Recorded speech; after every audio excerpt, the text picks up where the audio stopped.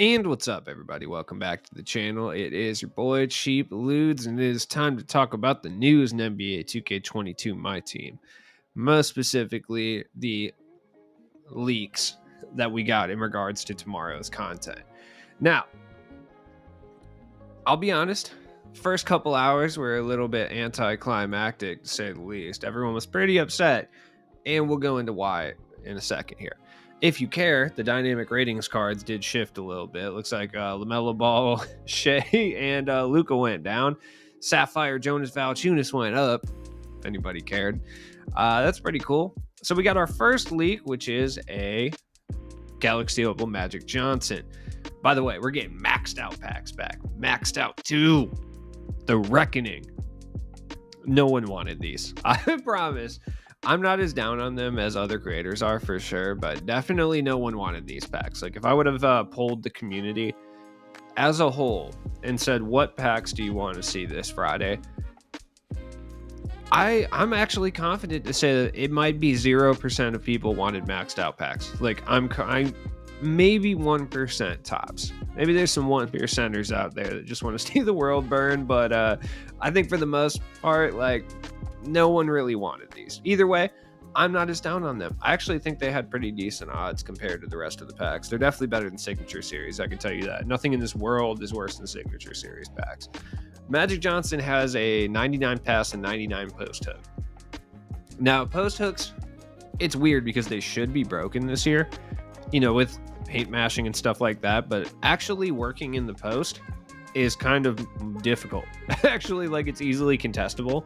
Layups are what are broken. So the 99 post hook isn't as, unless they drop a random patch for no reason with this, then it's not really that big of a deal. Magic will be good, but if he has that little hitch and trot in his step, then he won't be very good. It just kind of depends. Magic is always super weird. I'm going to go to 2KDB, in a second and kind of talk about these cards anyway. Either way, kind of stoked. I mean, if he's a buyout, I'll pick him up. I like Magic, so it is what it is. He'll probably be cheaper than Pink Diamond Magic. Like, I'm dead serious. This card will probably be like 80K. Pink Diamond Magic is like 250. I'll talk about that in a second when I go look at the market. Then we got this. This was our Dark Matter announcement. Big Pat. 99 post, 99 mid. All right, first off, because he has 99 mid, I have no choice but to use him as my center. I don't have a choice. I have no choice. They did it to me with the 99 mid. The 99 mid grade. Can't say no to that. That being said, Patrick Ewing, what is this face? That is not Patrick Ewing. I don't know what that is, but like Patrick Ewing looks like he's been kidnapped and is like trying to signal for help with his eyes in this photo. Like this card might be good. It just kind of depends. I guess we'll find out tomorrow. I just am really troubled with his face here. It's kind of scary, to be honest. Like he looks like he needs assistance. I kind of just want to help him. 99 post, 99 mid. I mean, whatever. He's not going to be that good. If he can shoot the 3 though, he might be decent. Like if he has like a 79 3-pointer, he might be like a top tier center option. I'll look at his old card, or not his old card, but his diamond card and take a look.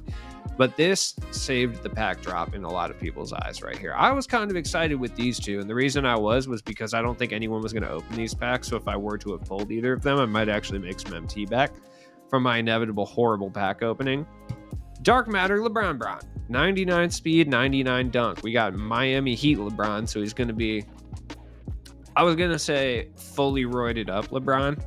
Look, you can be a LeBron fan. You could admit he probably used some supplements down in his Miami days. My man was really yoked back then. Like, really yoked. Look, he has like 47 neck muscles. Like, come on.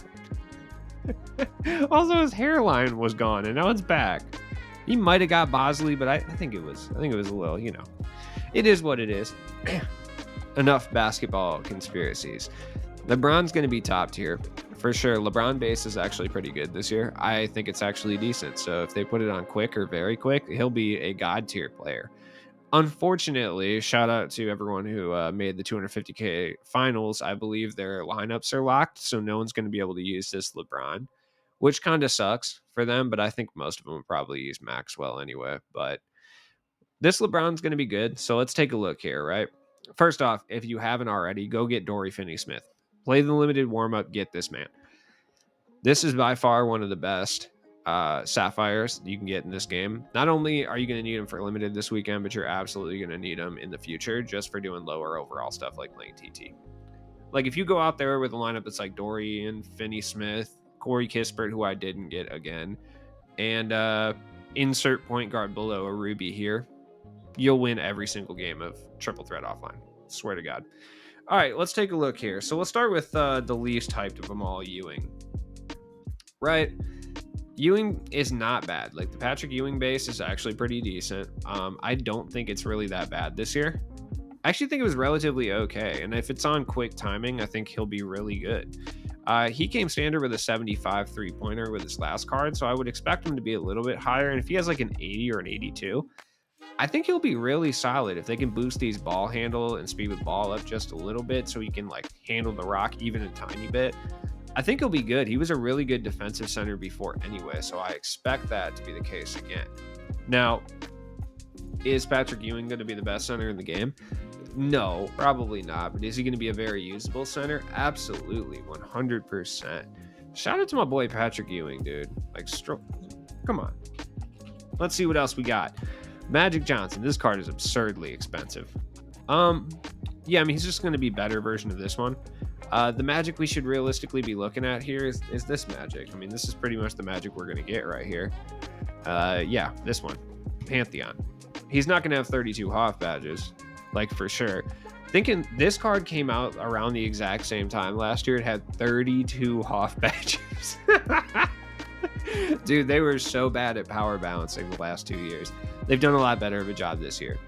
But stats-wise, this is probably the Magic we're going to get, realistically. 89 3-pointer, like 95 speed. Like stats-wise, with the tendencies, well, the tendencies are really high. They blew tendencies out of the water, too. I would expect his tendencies to be a little scaled down. But stats-wise, I think this is going to be the Magic that we get. As far as badges, though, I would say that he's going to have some shooting badges, probably like set shooter and like volume shooter and stuff. Probably clutch shooter as well.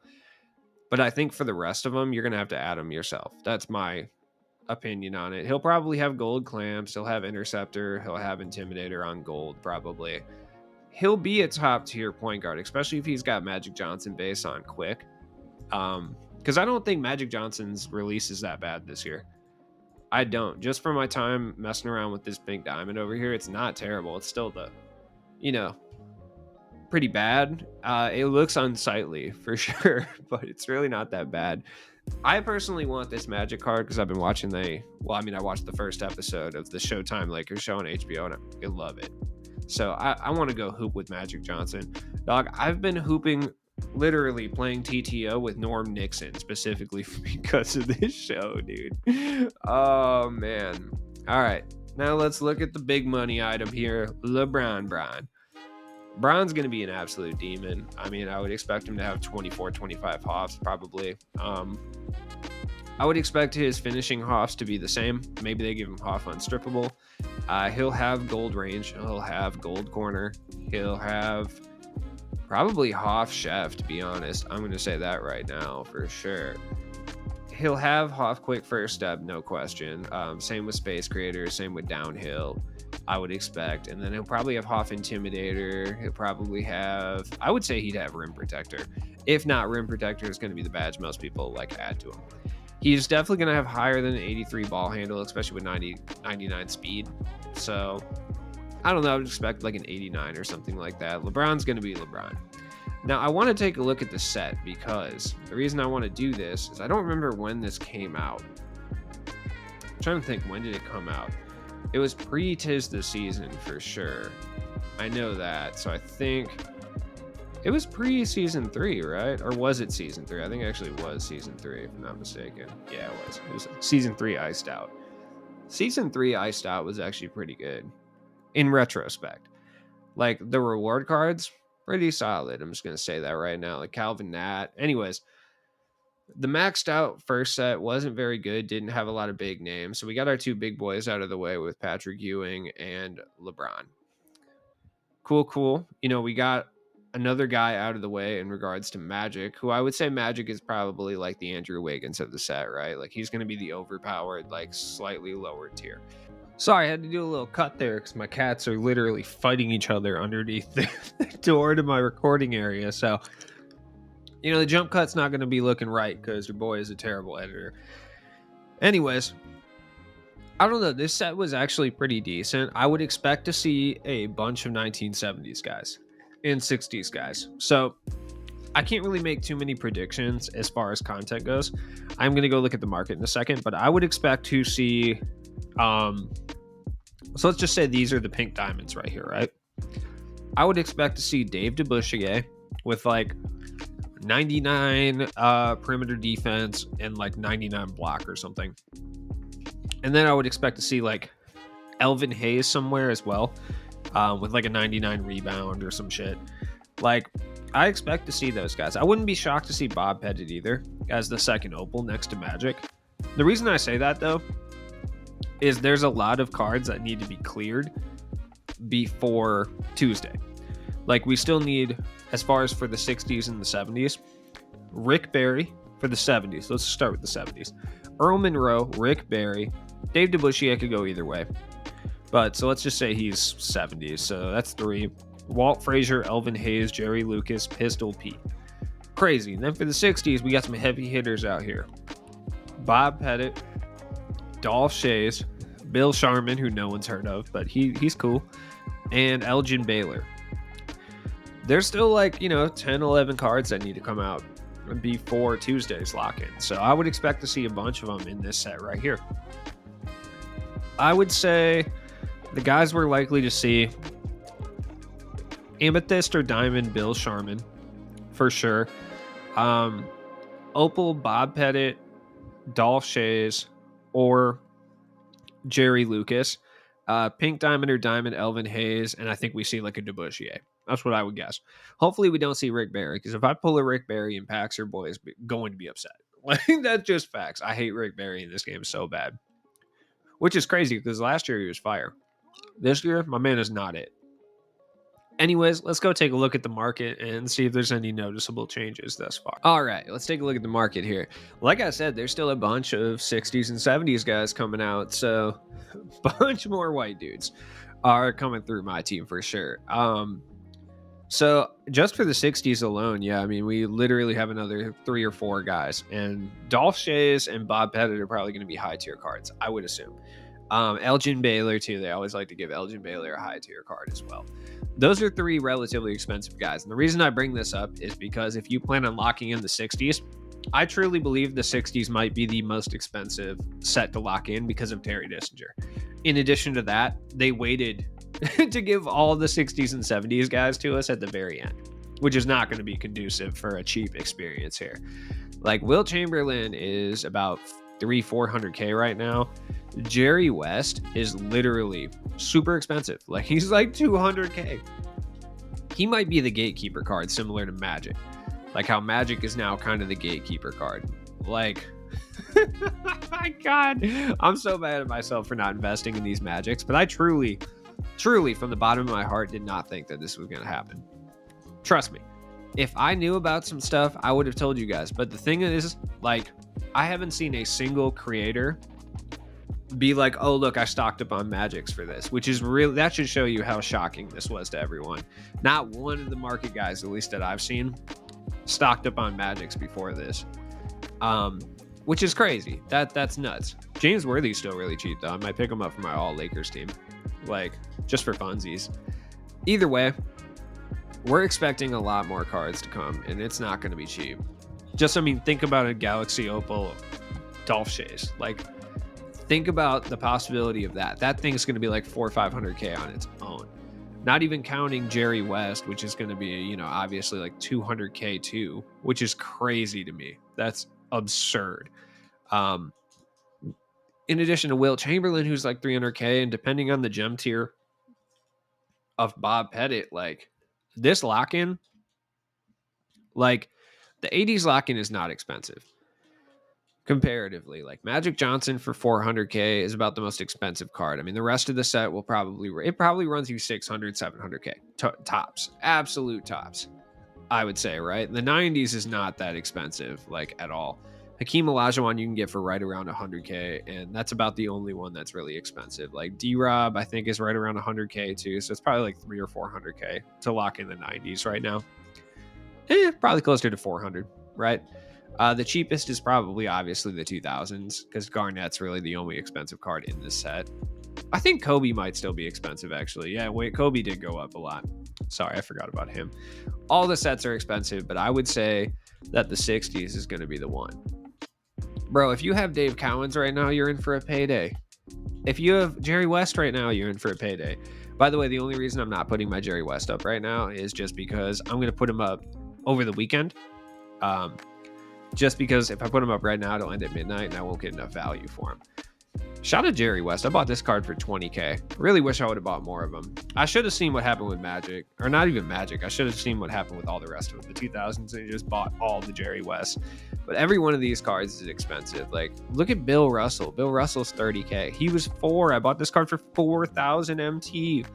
Lenny Wilkins was like 5K. Now he's like 15. Sam Jones. Shout out to Sam Jones. I love this card, though. Like, straight away, I do. He's like 20K. My boy George Mikan, he's like 16K. I think Hal Greer's like 15K. That's nuts. Like Paul Arizin might be that expensive. Paul Arizin is actually pretty rare. Not a lot of people have this card because the packs he came in were super bad. And not a lot of people open them.